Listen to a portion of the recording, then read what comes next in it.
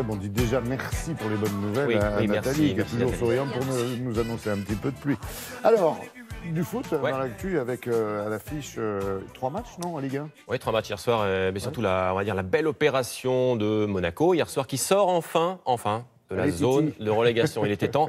Victoire à Amiens de l'équipe de Thierry Henry. Effectivement, après un début de saison, vous savez, catastrophique, il était temps. Oui, mais on sentait qu'il se passait quelque chose là, ces dernières semaines. C'est parti, là. C'était à Amiens, donc on va voir ça en image, Laurent, tout de suite. Avec donc, regardez la joie tout de suite des Monégasques qui ressortent avec leur joli maillot vert. Hein. Voilà, ça c'est un peu atypique.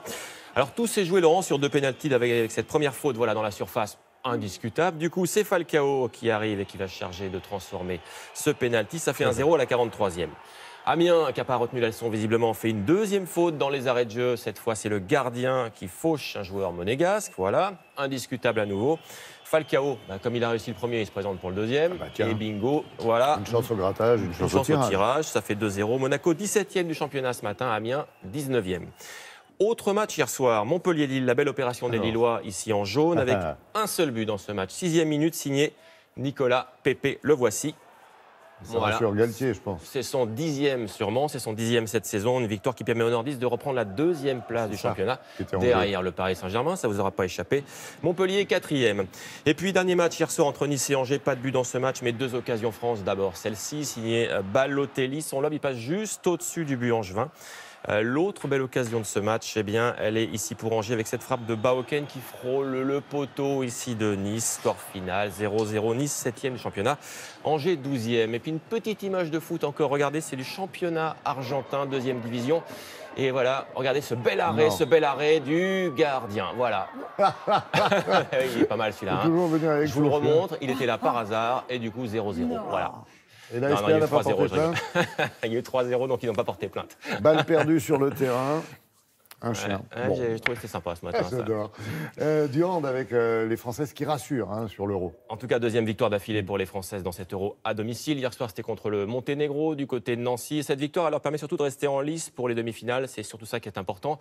Les voici, Laurent, les Françaises qui avaient en face d'elles quand même une équipe du Monténégro rugueuse, physique en défense, mais elles ont bien géré ce match. Belle adresse offensive, grosse perf aussi de, vous allez voir, la gardienne française, 14 arrêts hier soir, y compris de la tête. Voilà, comme ça, il n'y avait rien qui passait hier soir côté français. Les Françaises qui l'emportent 25-20. Prochain match, ce sera contre le Danemark, demain à 18h. On va évidemment suivre ça ensemble.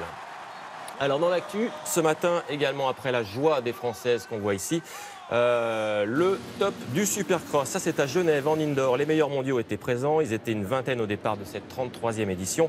Stadium bondé, vous avez vu, super spectacle, des bosses hyper sélectives. Le but, c'est évidemment d'arriver premier. Voilà, ça, on l'a compris. Il y a une piste extrêmement piégeuse aussi. Parfois, il y a des petits bobos comme ça, pas de casse, heureusement. Au final, c'est l'Américain Justin Barreton qui a remporté ce Supercross mondial pour la 5e fois. Et puis, je vous emmène sur les pentes de l'Alpe d'Huez. Vous savez que j'aimais bien les sports méca, Laurent. Ah oui, on avait compris. Voilà. Montée un peu particulière. On est sur l'Alpe d'Huez, cette fois c'est pas du vélo, c'est Sébastien Loeb qui s'amuse ici sur les 21 lacets de l'Alpe d'Huez. Il n'était pas tout seul, il a amené un copain pour s'amuser un peu. Donc voilà, en gros, si vous allez skier cet hiver du côté d'Alpe d'Huez, ne faites surtout pas ça, ça c'est le très très mauvais exemple. Il faut être un peu pro pour faire ça. Vous voulez le faire, moi? Oui, il peut vous emmener, Sébastien Loeb. Vous allez voir, c'est très sympa. On ferme la route et puis route fermée. Allez, Alpe et les freins à côté aussi.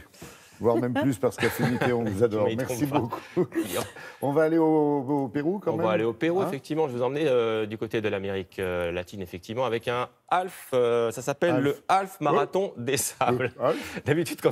Celui qui vient de Melbac. Qu'est-ce que vous voulez que j'enchaîne avec ça après? Non, mais...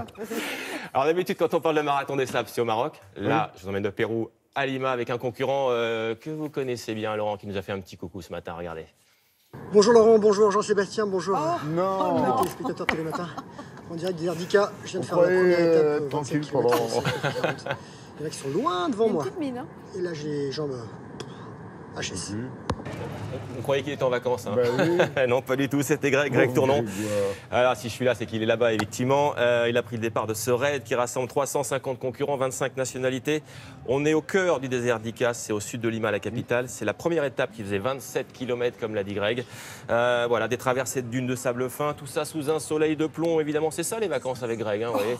Il ne peut pas faire les choses normalement. Alors, on va voir ici le vainqueur de cette étape, voilà, en 2h31 minutes.